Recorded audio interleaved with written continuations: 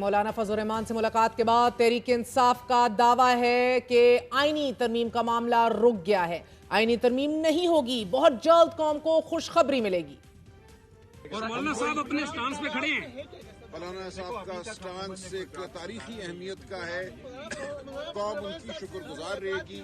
आप देखेंगे कि जो तबाही होने जा रही थी वो नहीं हो पाएगी। इंशाअल्लाह हमारा आइन बहाल रहेगा। सर अगले 10 दिनों में आएगी तरमीम? देखते हैं। सर आप समझते हैं कि हुकूमत जो दावे कर रही है वो पहले की तरह?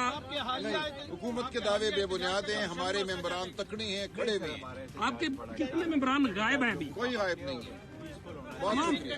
अच्छा सर, केपी से एक जल्द एक तरफ तहरीक इंसाफ के दावे हैं और दूसरी तरफ आईनी तरमीम के लिए हुकूमत ने नई हिकमत अमली बना ली है। आईनी अदालत की बजाय आईनी बेंच की तश्कील के ऊपर गौर व फिक्र हो रहा है। ये बेंच 5 या 6 रुकनी जजेस पर मुश्तमिल हो सकता है।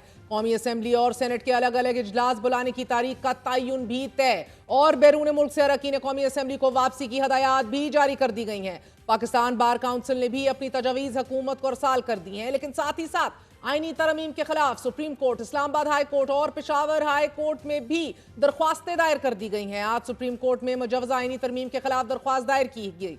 इस दरख्वास्त में मौक़िफ़ अपनाया गया है कि मुजवजा आईनी तरमीम इख्तियारात की तकसीम की तकून के खिलाफ हैं और आईनी तरमीम इस वक्त हो सकती है कि जब पार्लियामेंट मुकम्मल हो। इसलिए बिल जैसे ही पार्लियामेंट में आए सुप्रीम कोर्ट मुकम्मल इंसाफ करते हुए इसे फौरी मुअत्तल कर दे। बलोचिस्तान बार काउंसिल ने दरख्वास्त में ये इस्तदा की है कि मुजवजा आईनी तरमीम को अदलिया की आज़ादी के खिलाफ और गैर आईनी करार दिया जाए और इसी तरह मुजवजा आईनी तरमीम का मुसवदा मंजर आम पर लाने के लिए इस्लामाबाद हाई कोर्ट में भी एक दरख्वास्त सेनेटर मुस्तफा नवाज खोकर की जानिब से भी दायर कर दी गई है। आईनी तरमीम पर इन तहफ़्फ़ुज़ात के बावजूद मगर हुकूमत की तैयारी आखिरी मराहिल में है। हुकूमत का यह दावा है कि मौलाना फजल रहमान के बगैर भी आईनी तरमीम के लिए नंबर्स पूरे हैं, मगर हकायक ये हैं कि हुकूमत को ऐवान बाला में 9 और ऐवान ज़ीरी में 13 अरकान की कमी का सामना है।